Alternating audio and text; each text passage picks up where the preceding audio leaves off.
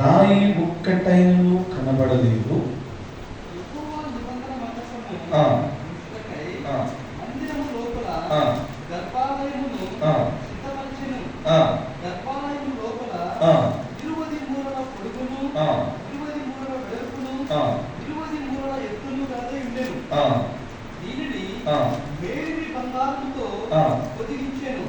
చూడండి, చిన్న ప్రార్థన చేసి దేవుడికి వాక్యం ధ్యానించుకుందాం.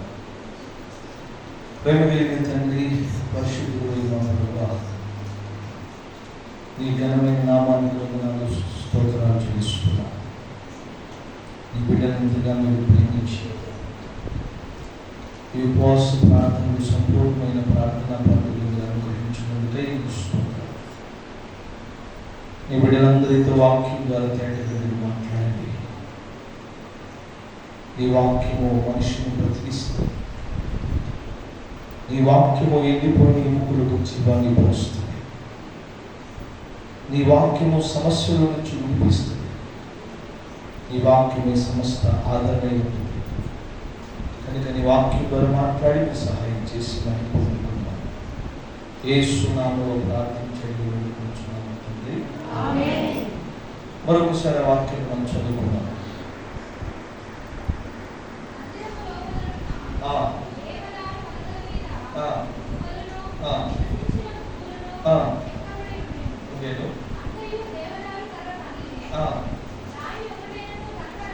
రాయి ఒక్కటైనను కనబడలేదు. గంధదానికి చూడండి, సొలొమోను ఒక మందిరం కట్టాడు. కట్టినటువంటి ఆ మందిరం ఒక సుందరవంతమైనటువంటి మందిరం కట్టాడు. సొలొమోను కట్టినటువంటి మందిరం ఎలా ఉందంటే ఒక్క రాయిను కనబడకుండా ఆ మందిరాన్ని చక్కగా సుందరవంతంగా కట్టాడు. పాత నిబంధనలు కట్టబడినటువంటి ఆ మందిరం కొత్త నిబంధనలు దేవుని యొక్క వాక్యం ఉంటుంది. మన క్రైస్తవ జీవితం ఒక మందిరముగా కట్టబడాలి. నీ దేహము ఒక దేవుని ఆలయముగా కట్టబడాలి. చూడండి, వాక్యం ఉంటుంది కట్టబడినటువంటి మందిరం ఒక్క రాయిని కూడా కనబడలేదు. మీరు కూడా ఒక దేవుని మందిరముగా, దేవుని ఆలయంగా మీరు కట్టబడాలంటే మీలో ఒక్క రాయి కూడా కనబడదు. ప్రియమైన దేవుడు బిడ్డారా, నేను త్వరగా చెప్పి ముగించేస్తాను. చూడండి, మనము ఈరోజు చాలా మంది దేవుని పెట్టి ఎందుకు ఆశీర్వదించబడలేదంటే వాళ్ళ జీవితంలో చాలా రాళ్ళు కనబడుతూ ఉన్నాయి. చాలా రాళ్ళు వాళ్ళ జీవితంలో ఎంతగానో కనబడుతున్నాయి. అందుకనే వాక్యం ఉంటుంది, సొలొమోను కట్టిన మందిరములో ఒక్క రాయి కూడా కనబడలేదు. నీ దేహము దేవుని ఆలయంగా కట్టబడాలంటే నీలో రాళ్ళు కనబడుతున్నాయా? రాళ్ళు కనబడకుండా నీ జీవితం కట్టబడుతుందా? చూడు, నేను త్వరగా చెప్తాను. ఏ రాయి నీ జీవితంలో కనబడకూడదో త్వరగా చెప్పి మాట ముగించేస్తాను. మొట్టమొదటి చదువుమా, నిర్గమాకాండం 17వ అధ్యాయం. నిర్గమాకాండం 17వ అధ్యాయం 4వ వచనం చదువు. నిర్గమాకాండం 17వ అధ్యాయం 4వ వచనం. అప్పుడు మోషే యెహోవాకు మొరపెట్టుచు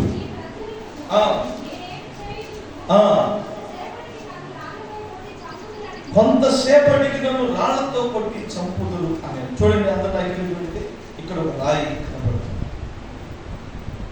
ఇక్కడ కనబడుతున్న రాయి ఏంటంటే ఇశ్రాయేలు ప్రజలు మోషేని రాయితో కొట్టి చంపారు. ఈ రాయి ఏంటో తెలిసిన ఇతరుల మీద దోషము మోగుట అనేటువంటి రాయి. ఈ రాయి పేరేంటంటే ఇతరుల మీద అసూయపడేటువంటి రాయి. బాగా వినాలి ప్రియమైన దేవుని బిడ్డలారా, నీ జీవితం ఒక ఆశీర్వాదకరంగా ఉండాలంటే నీ జీవితం ఒక దేవుని మందిరముగా ఉండాలంటే, దేవుడు నీ కుటుంబంలో ఉండాలంటే, దేవుడు నీ హృదయంలో ఉండాలంటే నీలో ఒక్క రాయి కూడా నీలో కనబడకూడదు. సొలొమోను కట్టిన మందిరంలో ఒక్క రాయిను కనబడలేదు. ఏమిటి రాయి? ఇతరుల మీద నేరం మోపేటువంటి రాయి, ఇతరులను నిందించేటువంటి రాయి. దేవుని బిడ్డగా ఈరోజు చాలా మంది ప్రభు నమ్ముకున్నటువంటి బిడ్డల్ని ఎందుకు దేవుడు ఆశీర్వదించట్లేదంటే నీ జీవితంలో కొన్ని రాళ్ళు కనబడతాయి. యెషయా భక్తులు ఏమంటారు తెలుసా? నీ జీవితంలో చాలా రాళ్ళు కనబడుతున్నాయి. ఆ రాళ్ళు వెనుక వేలు పారేస్తే దేవుడు నిన్ను రాజ్యమార్గములు నడిపిస్తాడంట. గట్టిగా చెప్పబడి గట్టిగా హల్లెలూయా, గట్టిగా చెప్పబడి గట్టిగా హల్లెలూయా. చదువు మాట యెషయా గ్రంథం 62వ అధ్యాయం 10వ వచనం. తొందరగా యెషయా గ్రంథం 62వ అధ్యాయం 10వ వచనం. యెషయా గ్రంథం 62వ అధ్యాయం 10వ వచనం.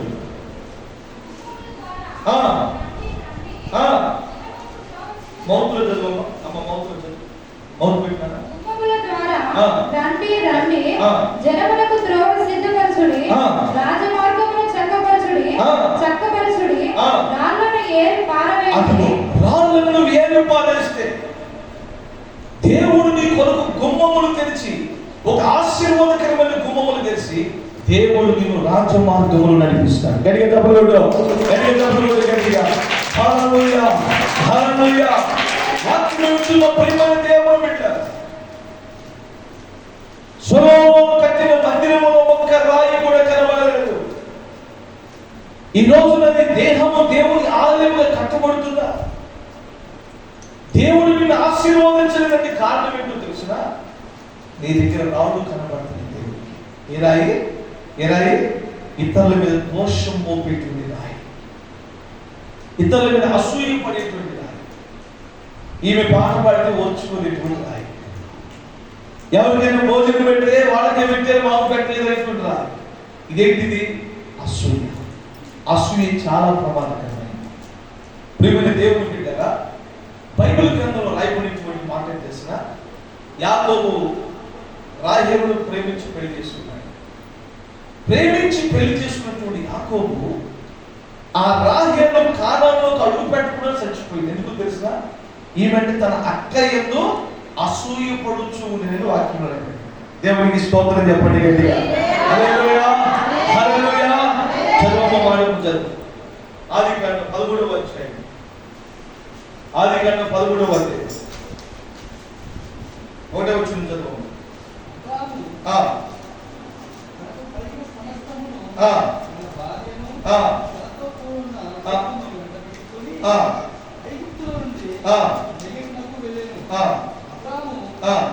సరే 30వ అధ్యాయం 30వ అధ్యాయం 1వ వచనం.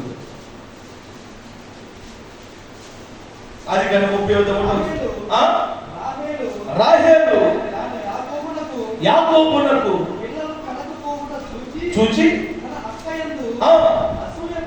అసూయపడి, చూడండి అందరి దగ్గర చూడండి, అందరి దగ్గర చూడండి, అక్క ఎంత ఏమైందంటే అసూయ పడింది. అందరి దగ్గర చూడండి, అందరూ హల్లెలూయా చెప్పండి గట్టిగా హల్లెలూయా. ఆశ్చర్యకరుడా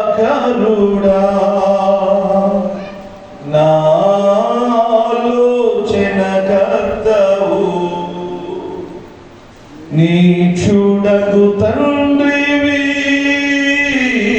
నా షాలేము రాజు.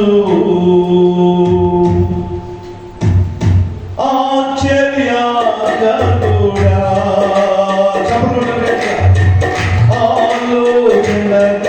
ఆలోచనకర్తవు, ఆశ్చర్యకరుడా ఆలోచనకర్తవు, నీ చూడకు తండ్రివి,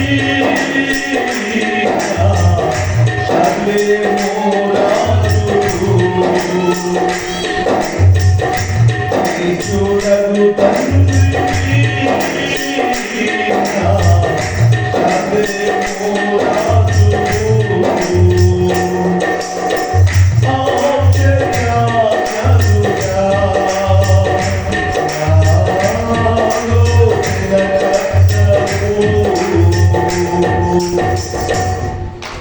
దేవుడు అంటున్నాడు. ఉపవాస ప్రార్థనలు ఎన్ని రోజులు మనకి చెప్పండి అందరూ? 7 రోజులు. 7 రోజులు ఎందుకు తెలిసిన ప్రార్థన? నీలో ఏ రాయి కనపడకుండా దేవుడు ఏది వేయాలనుకుంటున్నాడు. గడిగా చెప్పకూడదు. గడిగా నీలో ఏ రాయి కనపడకూడదు. నీ ఆకలి అంటే దేవుడి జ్ఞాపకం చేసుకోవాలంటే, ఈ ప్రార్థనలో నీళ్లు పరలోకంగా మార్చబడాలంటే, దేవుడు దీవులతో నింపాలంటే దేవుని వాక్యం ఉంటుంది. నీలో ఒక్క రాయిను ఏమిటి రాయ? ఇతరుల మీద దోషం మోపేటువంటి రాయి. బాగా గుర్తుపెట్టుకోవాలి. మీరు ఏ రాయిది? సంఘము ఇప్పుడే కట్టబడుతుంది.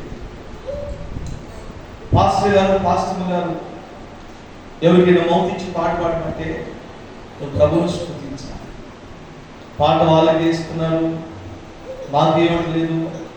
వాళ్ళు వచ్చినప్పుడు వాళ్ళకే ఛాయ్ ఇచ్చారు, మాకు ఇవ్వలేదు. వాళ్ళకే భోజనం పెట్టారు, మాకు పెట్టలేదు. ఇలాంటివన్నీ కూడా అసూయ. అసూయ కదా నీ జీవితంలో కనబడింది అనుకో, నువ్వు ఆశీర్వాదాన్ని పొందుకోలేదు. రాజేలు కానంలో కలుగు పెట్టలేదు. కారణం ఏంటి తెలిసిన? అసూయతో నీలో ఏ అసూయ ఉండకూడదు. దేవుడు నిర్ణయించినటువంటి ప్రార్థన ఎందుకో తెలిసిన? నీలో ఒక్క రాయి కూడా కనపడకుండా వాక్యం ఉంటుంది. రాళ్ళు ఏమి వేసుకో, దేవుడు నీ కొరకు గుమ్మములు తెరిచి నేను ఆ రాజ్య మార్గంలో నడిపిస్తాడు. గడిగా చెప్పలు కొట్టు, గడిగా చెప్పలు కొట్టు, గడిగా హల్లెలూయా, హల్లెలూయా. అదే ఒక అమ్మాయి వచ్చింది. పాస్టర్ గారు మేము ఎంత ప్రార్థన చేసిన దేవుడికి స్థలం కొనడానికి మా సహాయం చేయలేదు పాస్టర్. మేము బాగా సంపాదిస్తున్నాం. ఒక చీటీ వేసుకొని 10 లక్షల రూపాయలు డబ్బు పోగేసుకోండి. స్థలం పొందాం కదా అందరం చెప్పుకున్నాం. కొనబోయేసరికి నా పిల్లోడి కణాలకు గురించి ఆ 10 లక్షలు కూడా సరిపోలేదు పాస్టర్. మళ్ళీ 50,000 రూపాయలు అపోయింది పాస్టర్. మా నాన్నగారు పొలం వేయడంలో నాకు 8 లక్షలు ఇచ్చాడు పాస్టర్. దాంట్లో కొన్నాం అనుకుని పర్లేకపోయింది పాస్టర్. మరి ఎంతగా ప్రభువుని నమ్ముకున్నాను, దశభాగం ఇస్తున్నాను, దేవునికి ఖర్చు పెడతాను, చాలా ప్రయాసపడుతున్నాను. మరి ఎందుకు దేవుడు నా ప్రార్థన వినట్లేదు పాస్టర్?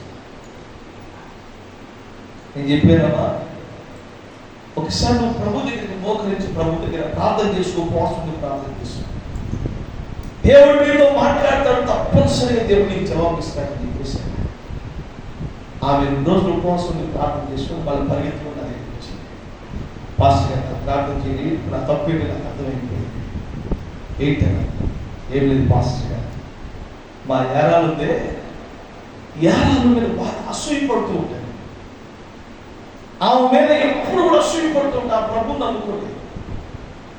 ఆమె మొన్న ఒక టీవీ కొనుక్కుంటే నాకు అసూయ పెరిగిపోయింది. వాడు ఒక బీరువా కొనుక్కుంటే నాకు అసూయ పెరిగిపోయింది. వాడు ఆయన ఒక బైక్ కొనుక్కుంటే నాకు అసూయ పెరిగిపోయింది. ఈ అసూయ నాలో ఉందని దేవుడు చెప్పాడు. పాస్టర్ గారు ఒకసారి ప్రార్థన చేయాలి. వెంటనే ప్రార్థన చేశాను. అమ్మాయికి ఎప్పుడు కూడా అసూయ పడద్దు. అసూయ అనేది ఎలాంటిది తెలిసిన? పాము విషయం కంటే భయంకరమైనది. ఎలాంటిది? పాము విషయము కంటే అసూయ ఎంత భయంకరమైందంటే నీకు నష్టం కలిగినట్టు చేస్తుంది, లేదా ఇతరుల ద్వారా నష్టం కలిగి జైలు పాలైనట్టు చేస్తుంది. అసూయ ఎంత భయంకరమైందో తెలిసిన? ఆదాముకు పుట్టిన మొట్టమొదటి కయ్యేలు ఆబేలు ఎందుకు చంపుకున్నా తెలిసిన? కయ్యేలు ఏబేలు ఎందుకు చంపి తెలిసిన? కేవలం అసూయ. దేవుడు నా అర్పణ అంగీకరించలేదు, నా తమ్ముడు అర్పణ అంగీకరించాడు. అసూయ ఎంత ప్రమాదకరమైనంటే పాము కాటు వేస్తూ నువ్వు బ్రతుకుతావేమో, కానీ అసూయ నీలో ఉంటే మాత్రం నువ్వు బ్రతకడమే చాలా కష్టమైనది. నీ గుండె నుండి అసూయ నింపుకొని దేవాన్ని చేతులు పైకి దేవుడిని ఆశీర్వదించండి. ఈ ఉపవాస ప్రార్థనలో బాగా ప్రార్థన చేయాల్సిన ఏమిటో తెలుసునా?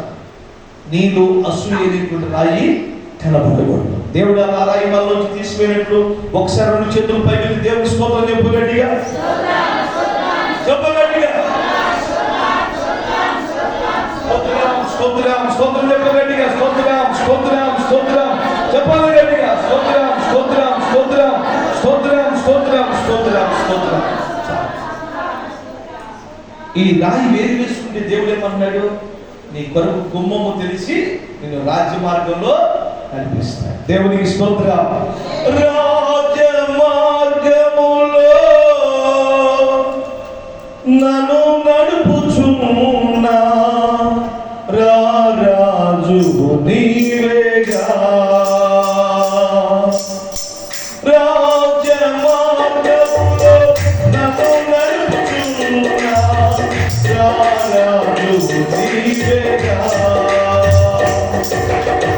నీ కృపానిత్యమును, నీ కృపానిత్యము, నీ కృపానిత్యము.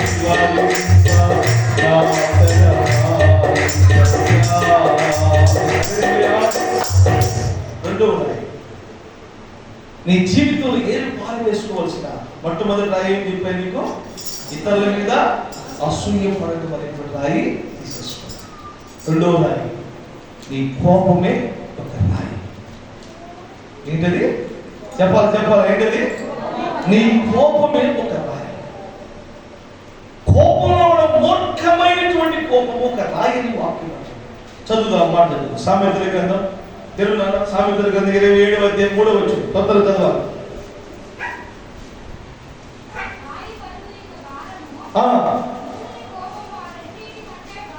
రాయి మన చదువు, గట్టి చదువు, మోతులు చదువమ్మా.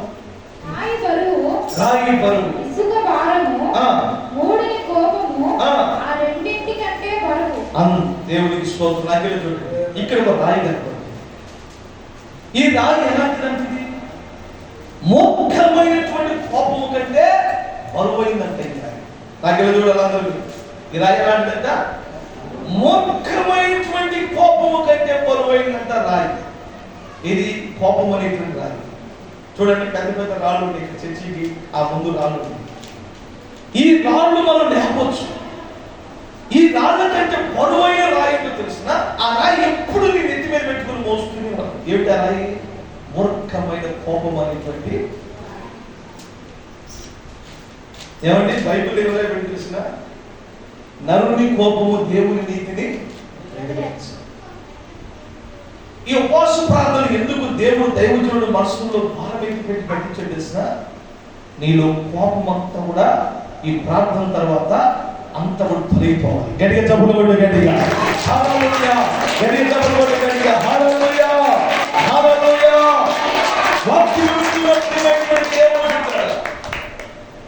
నీ కోపం అనేటువంటి రాయిలో కనబడకూడదు. కొంతమందికి అట్లా పట్టుకుంటే అట్లా మాట్లాడితే తాసుకో పడి పుష్పలేగుతారు.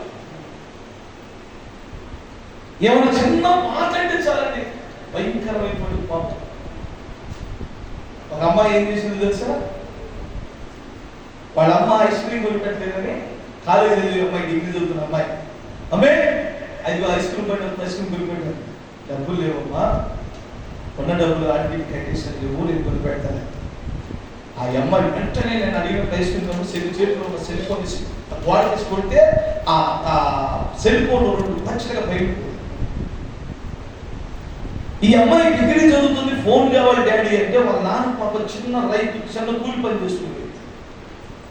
ఏమంటే లోన్ పెట్టి దానికి ఏదో కార్డు పెట్టి బజాజ్ కార్డు పెట్టి లోన్ తీసుకొని 30,000 పెట్టి ఫోన్ కొని పెట్టాడు. ఏమైంది ఈ ఫోన్? చిన్న కోపం. కొంతమంది పురుషులు ఉన్నారు చూడండి, భార్య మీద కోపం వస్తే రోగాల వాడిని తీసుకుంటారు.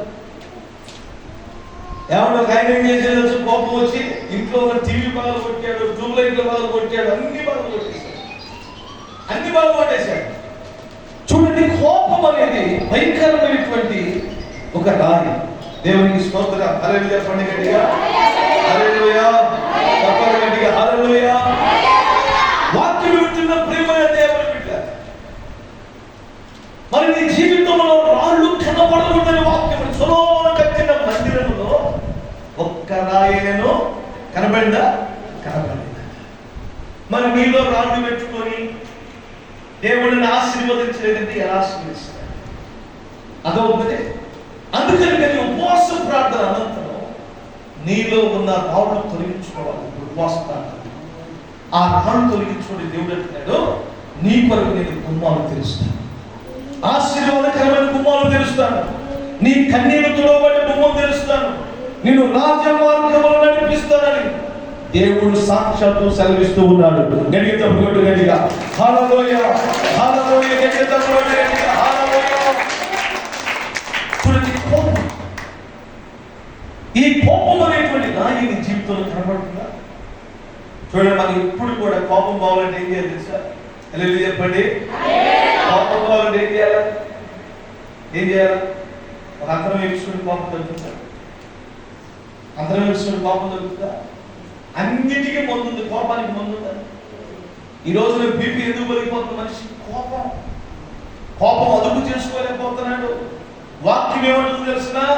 ఎవరి మనస్సు నీ మీద అనుకుంటుందో వాడు దీర్ఘ శాంతము గలవాడై ఉంటాడు. గట్టిగా చప్పుడు కొట్టు, గట్టిగా హల్లెలూయా.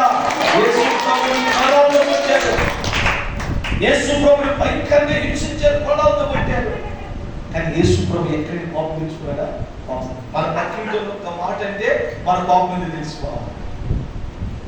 మన ఇంటికి వెళ్ళిన తర్వాత మన పక్కింటి వాళ్ళు కనుక ఎవరైనా ఒక మాట అన్నారు అనుకో, అప్పుడు మన కోపం వస్తుందా? ప్రభువుని దీవించదు ఏమంటాం మనం?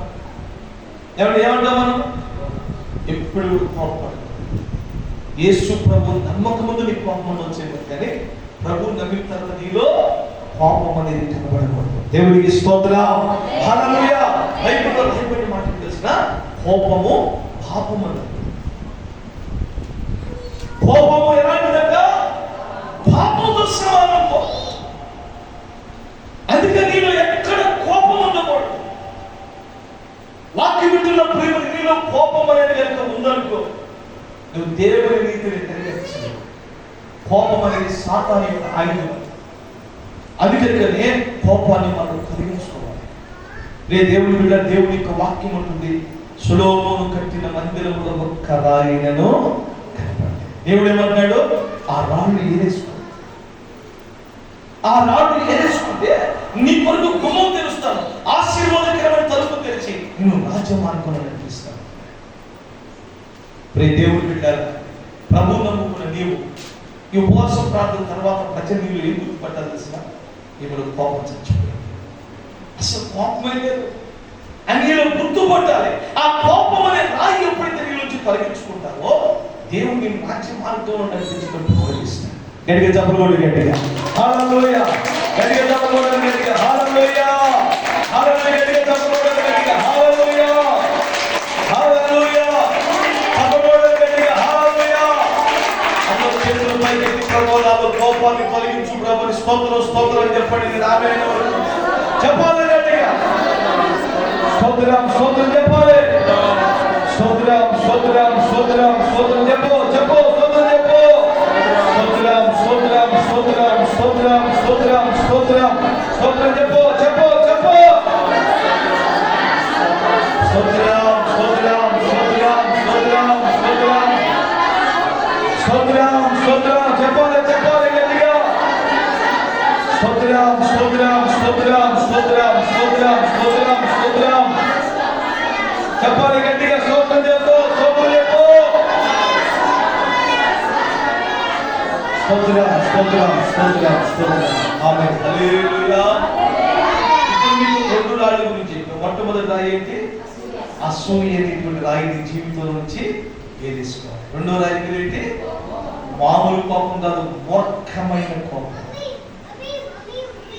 ఆ కోపం అనేటువంటి రాయి ఎంత బరువైందంట? అది ఎంత బరువైందంట? అన్ని రాళ్ళ కంటే బరువైందంట. ఆ రాగిని ఏం చేస్తుంది తెలుసు? కోపం అనే రాయి నీ కుటుంబం మీద భారాన్ని మోపుతుంది. ఆ చిన్న కోపాన్ని ఎంతో అణిచివేసుకోలేదు. ప్రభు నీ కొరకు రాజ్య మార్గం తెరిచి రాజ్య మార్గం నడిపిస్తాను. దేవునికి స్తోత్రం, హల్లెలూయా. మూడో రాయి, ఎన్నో రాయి ఇప్పుడు? ఫస్ట్ రాయి ఏం చెప్పాను? అసూయ. రెండో రాయి ఏ కోపమే? మూర్ఖమైనటువంటి కోపం. మూడో రాయి నీ సొంత బలం అనేటువంటి రాయి తీసివేసుకోవాలి. ఏ రాయి అన్నది? ఏ రాయి? నీ సొంత బలం. నీ బలం ఎప్పుడు కూడా నిన్ను కాపాడు. నీ బలం ఎప్పుడు కూడా నిన్ను ఆశీర్వదించదు. నీ నీచత్వం ఎప్పుడు కూడా దేవుని ఎదుట పనికిరాదు. చూడండి, బైబిల్ గ్రంథంలో శారాయికి చాలా సంవత్సరాలు పిల్లలు. ఎన్ని సంవత్సరాలు పిల్లలు లేరు? ఆమెకి రమారమి 9 సంవత్సరాలు దాటిపోయింది. పిల్లలు. దేవుడు ఒక రోజు వచ్చాడు, ఇంటికి వచ్చాడు. ఎక్కడికి వస్తాడు దేవుడు? ప్రార్థన చేసి ఇంటికి వస్తాడు. అబ్రహాము శారాయి ప్రార్థన చేస్తాడు కనుక దేవుడు అక్కడికి వచ్చాడు. వచ్చిన తర్వాత అబ్రహాము కుటుంబంలో ఉన్నటువంటి ఇబ్బంది ఏంటంటే చాలా సంవత్సరాలు పిల్లలు లేనప్పుడు దేవుడు అన్నాడు, అబ్రహామా మీరుడికి మళ్ళా నేను వస్తాను, వచ్చేసరికి నీకు చక్కని మగపిల్లలు కొడతానంటే శారాయి నవ్వింది. ఎందుకు నవ్వుతున్నావు అయ్యా? బలమంతా ఉడికిపోయింది నా దగ్గర, నాకు 90 సంవత్సరాలు దాటిపోయింది. 90 సంవత్సరాలు ముసలు ఎట్లుంటారు? చర్మం అంతా ఏలాడు పడిపోతూ, చూపు తగ్గిపోయి, ఏమండి ఆ 90 సంవత్సరాల పిల్లోళ్ళు కనుక ఆ 90 సంవత్సరాల ముసలోళ్ళు పిల్లలు కనుక ఎట్లా ఉంటుంది? ఒకసారి ఊహించుకోండి. మనం ఎంత హేళన చేస్తాం వాళ్ళని. అదవుతుందా? ఇవేమంటుంది దశ, ఇలా బలమంతా ఉడిగిపోయింది,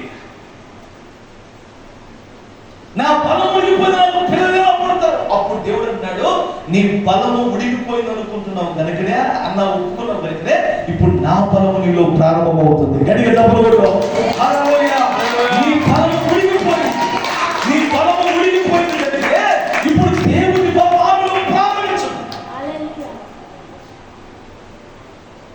నువ్వేం చేస్తున్నావు? నీ బలమంతా ఉపయోగిస్తున్నావు. నువ్వు ఎవరి దగ్గర పరిగెత్తారో వాళ్ళ దగ్గర పరిగెత్తుతావు, అప్పుడు పరిగెత్తు, ఆడకి ఏడకి పరిగెత్తి అలసిపోయినాక అప్పుడు దేవుని గుర్తు తెచ్చుకుంటాను. ఇప్పుడు దేవుడు పెట్టారా?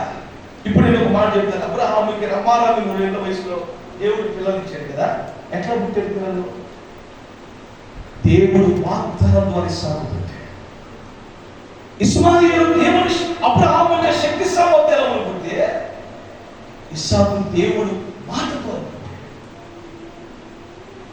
అందుకే దేవుని యొక్క వాక్యం శారా ఎప్పుడైతే నా బలం ఉడికిపోయిందని ఒప్పుకుందో అప్పుడు దేవుని బలం ఆమెలో ప్రారంభించబడి, నీవు నీ బలాన్ని ఎప్పుడు కూడా దేవుని ఎదుట ఉపయోగించు.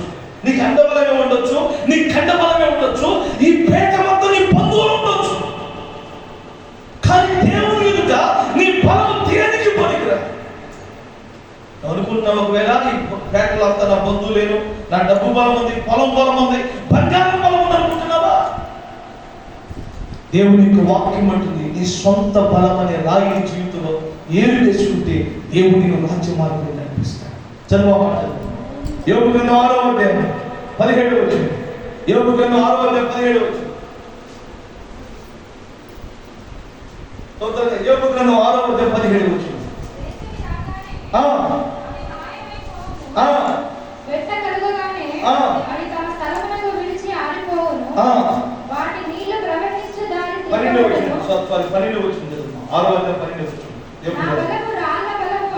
నా బలము రాళ్ళ బలము వంటిదా,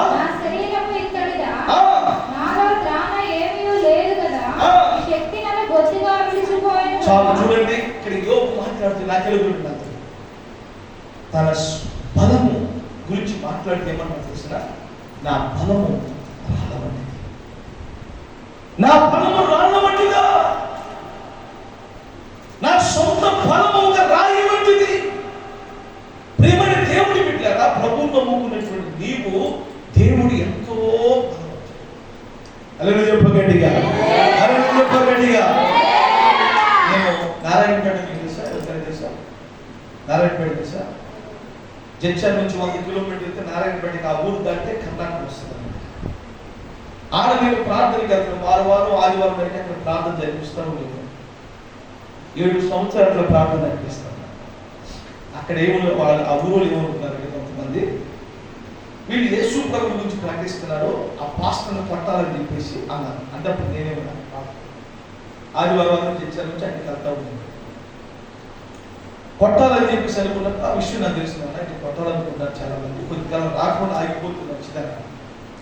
నేను చెప్పాను, మన దేవుడు బలవంతుడు, ఏం చేస్తాడో చూద్దాము, ఆయన కూడా మన దేవుడు పని ఆపుకోవడం చెప్పేసి అట్లా ప్రార్థనకి వెళ్ళిన తర్వాత వాళ్ళు ఏం చేశారు తెలుసా, ఇట్లాగే ఆదివారం సాయంకాలం 7 గంటల నుంచి 9 గంటల వరకు ప్రార్థన జరిగేది. వాళ్ళు ఏం చేశారు, ఒక 10 మంది కుర్రోళ్ళు ప్రార్థన జరిగే స్థానంలో ఒకటి పెట్టారు. రైతు ఎప్పుడైతే ప్రార్థన అయిపోతుందో పాస్టర్ గారి కార్యక్రమం ఏంటంటే నాకు ఒక ఫోన్ చేయి అని చెప్పేసి వాడు సౌరస్థలో ఒక ఫోన్ ఇచ్చాడు, అవతల కూడా ఒక ఫోన్, ఇట్లా 10 మంది అక్కడ కూడా ఉన్నారు అన్నమాట. చివరికి ఊరు బయట ఒక 20 మంది నాకు కళ తీసుకొని కొంటా. ఇక మేమేమనుకున్నాం, వచ్చేవాడుంటే ప్రార్థన ఇంకొంచెం గొడవ చేస్తారు కదా అనుకున్నాం. కానీ దారిలో వీళ్ళు కాపు కాస్తారు, కాపు కష్టపడతారు మేము అనుకోవట్లేదు. సరే మొత్తానికి ప్రార్థన అయిపోయింది, భోజనం చేసాం, ఖాళీకి వెళ్ళిపోతున్నాం. వాడు ఫోన్ చేసాడు, మేము చూడాలి విషయం. వాడు ఇంకోటి చేశాడు, వాడు ఇంకోటి, అట్లా మా కారు కదిలినటువంటి ప్రతి కథకి వాడు ఫోన్ చేస్తున్నాడు. సరే ఊరు సౌరస్థ దాటినాక ఊరు బయటకు వెళ్ళిపోతున్నాం. మా ఖాళీగా ఊరు బయట 20 మంది కర్రలు పట్టుకొని నందికున్నాం.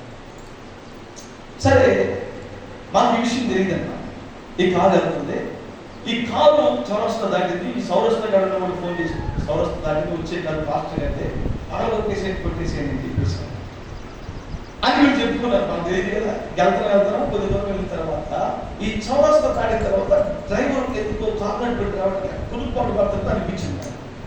నేను అప్పుడు బాయ్ నువ్వు కారు ఇక్కడ ఆపి అది అక్కడ పాన్ షాప్ ఉంది, ఆ పాన్ షాప్ దగ్గరికి చాక్లెట్ తెచ్చుకో, చాక్లెట్లు పొగలు పెట్టుకో, ఆ చాక్లెట్లు సప్పరిస్తేనే నిద్రపోతుంది, అంటే రీతికి కూడా 11 తగ్గుతాయి, మన క్షేమం వెళ్ళిపోతాం అని చెప్పేసి వీడు కారు దిగి పాన్ షాప్ దగ్గరికి వెళ్ళి చాక్లెట్లు తెచ్చుకొని అది పొగలు పెట్టుకున్నాడు. ఈలోపు ఆ కారు దాటి ఇంకో కారు వెళ్ళింది. వీడేమో ఫోన్ చేశాడు, ఇప్పుడు వచ్చే కారు పాస్టర్ అయితే కారు కొట్టేసే దాంట్లో కొట్టేసేది.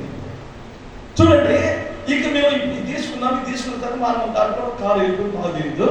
ఇక వాళ్ళు 20 మంది ఆపి కారు టప్ప కొడుతుంటే అది వాస్తవానికి ఎవరు కారు తెలుసు, పోలీసు వాళ్ళు కారు. పోలీసు పట్టుకుని ఓ నెక్స్ట్ వచ్చారు అమెరికా అని చెప్పేసి వాడు దిగి టక్క లాఠీ తీసుకుంటూ దిగేది. వీళ్ళందరూ ఎటువంటి పొలాల్లో కూడా పరిగెత్తుతున్నారు. వాళ్ళు ఒకరిద్దరు పట్టుకున్నారు, వాళ్ళు కోటింగ్ ఇచ్చారు. చూడండి, మామూలు కోటింగ్ ఇచ్చి ఇక వాళ్ళు తీసుకు, ఎందుకంటే మామూలు పోలీసులు దాని మామూలు దాని కదా. ఇక పోలీస్ స్టేషన్ కొట్టి అయ్యా తీసుకెళ్ళి కొట్టాల్సిన మెమోరీ కాదు, ఒక పాస్టర్ని కొట్టాలనుకున్నాము, ఆయన కావాల్సిన అనుకున్నాము, ఆయన కావాలని మీ కార్యక్రమం వచ్చిందని చెప్పేసి వీళ్ళు. ఈ విషయం నాకైతే తెలుసా, తెల్లారి న్యూస్ పేపర్లో పట్టి సంఘటన అప్పుడు తెలిసిందన్న. చూసారా దేవుడు ఎంత బలవంతుడు చేస్తున్నారు. అదే నేను బలవంతుడు వాళ్ళ సంగతి చూసుకుంటానంటే అదవుతుందండి. దేవుడు బలవంతుడు, నీ బలము దేవుడి ఎప్పుడు కూడా వాక్యం వింటున్న ప్రియమైన దేవుడు బిడ్డలు అనుకుంటే అండబలం, ఖండబలం, ధనబలం కాకుంటుంది. నీలో నా సొంత బలం ఉంది అనుకున్నంత కాలం దేవుడిని ఆశీర్వదించలేదు. అందుకే దేవునికి వాక్యం ఉంటుంది, సొలొమోను కట్టిన మందిరములు ఒక్క రాయిలను కనబడే. దేవుడు ఏమన్నాడు, ఆ రాళ్ళని ఏరివేసుకొని జీవితం నీ కొరకు నేను గుమ్మాలు తెచ్చి నేను రాజమార్గంలో నడిపిస్తాను. ఏరివేయవలసిన రాళ్ళు ఏరివేయకుండా పొలంలో రాళ్ళు ఏరుకుని రైతు ఏం చేస్తాడు, అన్ని ఏరివేస్తాడు. పొలంలో రాళ్ళు లేక పంట పండదు. అలాగే నీ జీవితంలో కొన్ని రాళ్ళు ఏరు వేసుకోవడానికి దేవుడు పోసు ప్రార్థనలు ఇచ్చాడు. నువ్వు ఏరు వేసుకోవాల్సిన రాయి ఏంటి తెలిసిన, నీ సొంత బలం. ఆ సొంత బలం అనేటువంటి రాయి ఏరు వేసుకో. నీ సొంత బలం ఎప్పుడు కూడా దేవుడు ఉపయోగపడదు.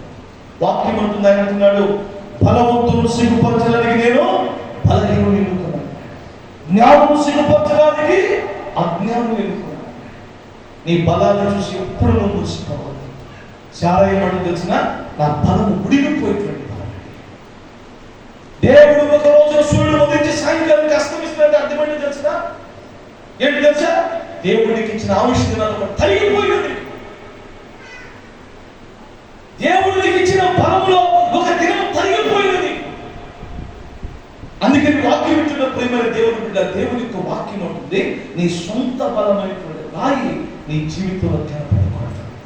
నీకు బలమే ఉండొచ్చు, నోటి మాటే ఉండొచ్చు, నీకు డబ్బు బలం, అందబలమే ఉండొచ్చు, కానీ దేవుళ్ళలోకి వచ్చినాక వాటిని ఏటిని ఉపయోగించుకోదా. అందుకే దావీదు తెలిసిన, నా బలము, నా కొండ, నా కోట నీవేనయ్యా. గట్టిగా చెప్పలు కొట్టి గట్టిగా, యెహోవా నీ నామము ఎంతో బలమైనది, ఎంతో ఘనమైనది. యేసయ్యా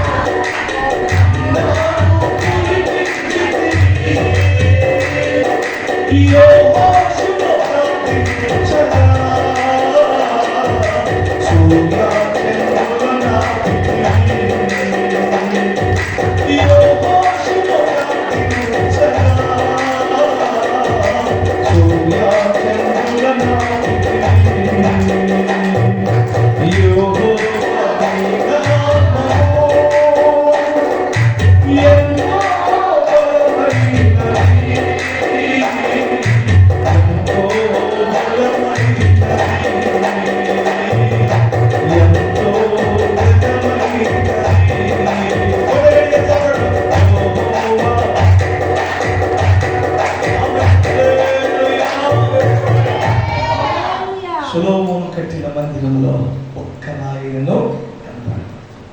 ఆ మందిరం ఎవరు కలది? వాక్యం అంటుంది, నీ దేహమే దేవుని ఆలయం. నీలో ఒక్క రాయి కూడా దేవుని కనపడకూడదు. వాక్యం అంతా రాళ్ళు ఏరివేసుకుంటే నీ కొరకు ఆశీర్వాదకరమైన గుమ్మాలు తెరిచి నీ కుటుంబాన్ని రాజ్య మార్గంలో నడిపిస్తాను. దేవుని బిడ్డారా, నా గురించి ఒక మాట చెప్తాను. నేను 2012 సంవత్సరంలో జడ్చర్లోని సేవ ప్రారంభించాను. అప్పుడు నా దగ్గర తినడానికి భోజనం కొట్టేది. అప్పుడు నేను హోసన్నా మినిస్ట్రీలో కొన్ని సంవత్సరాలు సేవ చేసి బయటకు వచ్చాను. దేవుని పిల్లలు అనుకోవచ్చు, తినడానికి భోజనం లేదు. మా బాధ చూడలేక నేను మా పాస్టర్ నాకు ఇద్దరు పిల్లలు, చిన్న పిల్లలు బాధ చూడలేక ఒక ఆమె తీసుకుంటే ఒక క్యారేజ్ పంపించింది. ఆమె వేరే చర్చికి వెళ్ళేటువంటి విశ్వాసం. పాపం ఎక్కడి నుంచి వచ్చారు ఫాస్ట్ గా అని చెప్పేసి జడ్చర్లో ఒక క్యారేజ్ పంపించింది. ఈ క్యారేజ్ పంపిస్తే ఆ క్యారేజీలో ఉన్న అన్నం పెట్టుకొని తింటానికి ప్లేట్ లేదు నా దగ్గర. నా జేబులు వెతుకుంటే ఒక 10 రూపాయలు ఉంటుంది. మా బాబు నుంచి అది తీసుకొని షాప్ దగ్గరికి వెళ్ళి ఆ పెళ్లి నిలబడిన తర్వాత పేపర్ ప్లేట్ అవి నాకు తీసుకురా, నీకు ఒకటి, నాకు ఒకటి, మమ్మీకి ఒకటి, చెల్లెలికి ఒకటి తీసుకురాని పంపించాను. ఇప్పుడు 2012 సంవత్సరం ఇంచుమించుగా 12 సంవత్సరాల క్రితం, 10 సంవత్సరాల క్రితం వాడి షాప్ దగ్గరికి మళ్ళీ వచ్చాడు. పేపర్లు తేరా, ఆ ప్లేట్ తేరా, ఏంటి ఆ ప్లేట్ తేరా అని చెప్పేశాడు. డాడీ షాప్ అయిన ప్లేట్లు ఇస్తారని కానీ చిల్లర ఇవ్వలేదు డాడీ. ఎందుకంటే ఆ 10 రూపాయలు కొంచెం చిరిగిందండి డాడీ. ఆ చిరిగినందుకు కారణంగా 4 ప్లేట్లు ఇస్తారు కానీ 4 రూపాయలు తిరిగి 6 రూపాయలు ఇవ్వండి డాడీ అని చెప్పేశాను. సరే పోతే పే చేసి ప్లేట్లు తీసుకురా పంపించాను. వాడు 4 ప్లేట్లు తీసుకొచ్చాను. ఆ 4 ప్లేట్లు తీసుకొచ్చినాక నేను పాస్టర్ మా పిల్లలు తలా తన తర్వాత ఈ పెళ్లికి వెళ్ళినాక తిన్నటువంటి పేపర్ ప్లేట్ ఏం చేస్తాం, పారేస్తాం కదా. కానీ పేపర్ ప్లేట్ పారేయకుండా మళ్ళా కడిగి నచ్చుకుంటున్నాను. రేపు భోజనం పంపిస్తుందని ప్లేట్ పారేయకుండా అలా 3 రోజులు పేపర్ ప్లేట్లు ఎవరైనా భోజనం పంపిస్తే పారేయాల్సిన పేపర్ ప్లేట్లు కడిగి దాచిపెట్టుకుంటే అది కడిగి ఏమైంది తెలిసిన సిగ్గుపట్టింది, నాటిపోయింది. అది 3వ రోజు చూసుకుంటుంటే పేపర్ అంతా మెత్తగైపోయి మన పేపర్ ప్లేట్లు పడ్డాయి. ఆ పరిస్థితిలో 11 సంవత్సరాలు ప్రారంభించగల సేవ ఈరోజు దేవుడు విజయోత్సవంతో ఊరేగిస్తున్నాడు. ప్రియమైన దేవుడు బిడ్డలారా, దేవుని యొక్క వాక్యం సెలవిస్తున్న మాట ఏంటి తెలుసా? ఒక ఆమె ఆగిపోయేటువంటి ఆమె కాదు ప్రార్థనకు వచ్చి ఇప్పుడు నేను వేసుకొచ్చిన కారు కొత్తగా 2015 సంవత్సరం 16 సంవత్సరంలో షోరూమ్ తీసుకెళ్ళి పాస్టర్ కారు పెట్టాను. రిటైర్మెంట్ డబ్బులతో కారు పెట్టిస్తాను. చూడండి, ఒక మాంత్రికుడు నాకు చేతబడి చేసినటువంటి ఒక మాంత్రికుడు నా ఇంట్లో మధ్యలో ఆగిపోతే ఐస్టేర్ వాడేటట్టించి మా ఇంటికి పైన కింద 2 ఏసీలు పెట్టించాడు. ఎవరు? మాంత్రికుడు. నాకు చేసిన చేతబడి తిరిగి అతని మీద వెళ్ళిపోయింది. ఎందుకో తెలిసిన మన బలము కాదు, దేవుని బలం. దేవుడు నీలో ఉన్నంతగా నువ్వు బలవంతుడిగా, సాతానుడిగా బలవంతుడిగా కనబడతావు. నీ శత్రువులకు నువ్వు బలవంతుడిగా కనబడతావు. నీ బలం ఉపయోగించినంత కాలం శత్రువులు నీ మీద కాలు కూతూనే ఉంటాయి. తెలుసండి, ఒకరోజు ఆ కాలు పెట్టిన తర్వాత అప్పటి వరకు నా కాళ్ళకి సరి చెప్పులు ఉండేది. హైదరాబాద్లో ఒక పాస్టర్ల మీటింగ్ వాకింగ్ చేయడానికి పిలిస్తే ఒక ఫంక్షన్ హాల్ వాకింగ్ చేయడానికి వెళ్ళాను. వెళ్ళి వాకింగ్ చెప్పి అలాగే నడుచుకుంటూ వచ్చి పోయేటప్పుడు కారులో పోయి డ్రైవర్ కారు పార్కింగ్ చేసుకున్నాను ఫంక్షన్ హాల్లో. వచ్చేటప్పుడు ఏం చేసేది తెలుసా, ప్రార్థన అయిపోయింది, వాకింగ్ చెప్పాను, అలాగే బ్యాగ్ నుంచి ఆటో ఎక్కేసి వెళ్ళిపోతాను. డ్రైవర్ అదే పాస్టర్ గారండి ఆటోలో వెళ్ళిపోతున్నాడు, ఇక్కడ ఉన్నాను పిలవకుండా అని చెప్పేసి వాడు న్యాయమో ఆటో వచ్చి ఏది వెళ్ళిపోతున్నాను. అవును మేము ఇక్కడ ఎందుకున్నాను, మన కారు ఉంది కదా అంటే నేను మర్చిపోయి అసలు కారు చూసుకొని కారు మందగా ఎవరిలోనేమో అనుకున్నాను నేను. అంటే నమ్మలేని పరిస్థితి. కొన్నిసార్లు కారు చూసి తినడానికి భోజనం లేనటువంటి నాకు దేవుడు నాకు కారు నాదేనన్నట్టుగా ఒక్కొక్కసారి నేను భ్రమపడిపోతాను. అంటే ఎందుకు ఈ విషయం నేను చెబుతున్నానంటే, నీ స్వయం చిత్తం నీ సొంత బలం ఉపయోగించినంత సేపు ఒక్క మెట్టు కూడా పైకెక్కలేదు. బలవంతుడైన దేవుని మీద నువ్వు ఆధారపెడితే నీ ఎదుట దేవుడు బలమైన కార్యం చేస్తాడు. గట్టిగా డబ్బులు కొట్టు, గట్టిగా డబ్బులు కొట్టు, గట్టిగా హల్లెలూయా, హల్లెలూయా, హల్లెలూయా. వాక్యమున్న ప్రియమైన దేవుని బిడ్డలారా, ఇప్పుడు మీకు ఎన్ని రాళ్ళు గురించి చెప్పారు చెప్పాలన్నారు. ఎన్ని రాళ్ళు బాగా గుర్తుపెట్టుకుని మళ్ళా దేవుడు నాకు వచ్చే సంవత్సరం వచ్చిన ఈ రాళ్ళు గురించి గుర్తుపెట్టుకోవాలి. దేవునికి స్తోత్రం. వాక్యం ఎప్పుడు కూడా మెత్తని పలకనేటువంటి హృదయంలో రాసుకోవాలి. పిల్లలకి పలక పెడతారు కదా మీరు, కానీ నీ హృదయమే ఒక పలకైపోవాలి. గడిగా చెప్పకూడదు. హల్లెలూయా, హల్లెలూయా.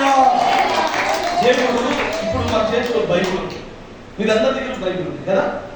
ఈ బైబిల్ లేకముందు దేవుడు వాక్యాన్ని ఇశ్రాయేలు ప్రజలు ఎక్కడ రాశాడు తెలిసిన, వాడు మెత్తని హృదయం అని పలక మీద రాశాడు. ఈ రోజు మన ఎదుట బైబిల్ ఉంది కానీ హృదయంలో వాక్యం ఉంటుంది. వాక్యము రాయబడాల్సింది ఎక్కడ తెలుసిన, నీ హృదయం అనేటువంటి ఆ మెత్తని పలక మీద వాక్యం రాయబడింది. వాక్యమే దేవుడు ఉన్నాడు, దేవుడి వాక్యమై ఉన్నాడు. అందుకే దేవుడి యొక్క వాక్యం ఉంటుంది. నీ వాక్యాన్ని బాగా గుర్తుపెట్టుకోవాలి. మనం ఎవరు తప్పించాలో గుర్తుపెట్టుకుంటాం. అమ్మాయి బర్త్డే గుర్తుంటుంది, అబ్బాయి బర్త్డే గుర్తుంటుంది, అన్ని గుర్తుంటాయి, కానీ వాక్యం గుర్తుంటుంది. వాక్యాన్ని నువ్వు గుర్తుపెట్టుకుంటే నిన్ను మించిన ధనవంతులు నీ ప్రాంతంలో ఉండకుండా దేవుడు ఆశీర్వదిస్తాడు. గట్టిగా చెప్పకూడదు, గట్టిగా హల్లెలూయా, గట్టిగా చెప్పకూడదు, సంతోషంగా హల్లెలూయా. ఇంకా చాలా రాళ్ళు ఉన్నాయి. ఒక 7 రాళ్ళ గురించి చెప్తాను అనుకున్నా, టైం అయిపోతుంది, ముగించేస్తున్నాను. ఈ 3 ప్రాముఖ్యమైనవి నీ జీవితంలో కనపడకుండా వాటిని ఏరి వేసుకుంటే ఉపవాస ప్రార్థన ఎందుకు తెలుసా, ఆ రాళ్ళు నీ జీవితంలో కనపడకుండా ఏరి వేసుకోవడానికి దేవుడికి అవకాశం ఇచ్చాడు. ఆ రాయి కనుక ఏరి వేసుకున్నాం అనుకో, మొట్టమొదటి రాయి ఏం రాయి? అసూయ అనేటువంటి రాయి. ఇతరుల మీద దోషం మోపేటువంటి రాయి. అసూయన్నా దోషం మోపేదన్నా ఒకటే రాయి. రెండో రాయి పేరు ఏం పేరు? మూర్ఖమైనటువంటి కోపం అనే రాయి. మూడో రాయి పేరు ఏం పేరు? నీ సొంత బలం అనేటువంటి రాయి. ఈ 3 రాళ్ళు నీ జీవితంలో ఏది వేసుకున్నట్టు 2 చేతుల పైకి దేవుడు స్తోత్రం చెప్పుకుంటేగా రాళ్ళు ఏది వేసుకుంటే దేవుడు ఏమన్నాడు? ఆ రాళ్ళు ఏరివై నీ కొరకు గుమ్మమును తెరిచి నేను రాజ్య మార్గంలో నడిపిస్తానంటున్నాడు. దేవుడు ఈ ఉపవాస ప్రార్థన రాళ్ళని తొలగించి వేసి నీలో ఒక్క రాయిను కనపడకుండా దేవునికి నువ్వు ఉపవాస ప్రార్థన అనంతరం దేవుడు ఒక సుందరవంతమైన మందిరం దేవుడికి నువ్వు కనబడినట్లుగా దేవునికి స్తోత్రం చెప్పగట్టిగా. ఈ రాళ్ళు ఏది వేసుకుంటే దేవుని యొక్క వాక్యం ఉంటుంది.